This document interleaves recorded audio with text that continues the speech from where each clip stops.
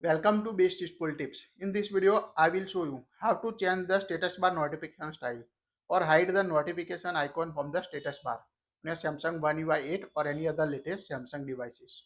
By default, you can see the notification icon or notification in the status bar on your device.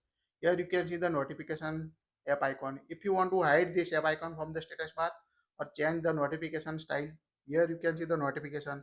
If you want to remove this notification and only set the icon, follow this tutorial. So open the app drawer on your device, tap the settings app.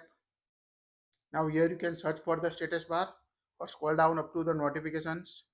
So tap on the notification on your device. Now here you can find the status bar option in the appearance section. So tap on a status bar. Now here you can see notification style set as a icons. So you can see icon in the status bar. Now tap on a dot option and it will set the dot. When you have a new notification, a dot will be shown in the status bar. It will disappear from the status bar after you open the notification panel. And the none option, if you want to hide the all notification icons from the status bar on your device.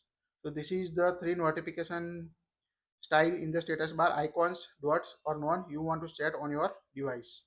That's it. Also enable or disable show battery percentage in the status bar like this. That's it. If you like it, share it. Thank you for watching this.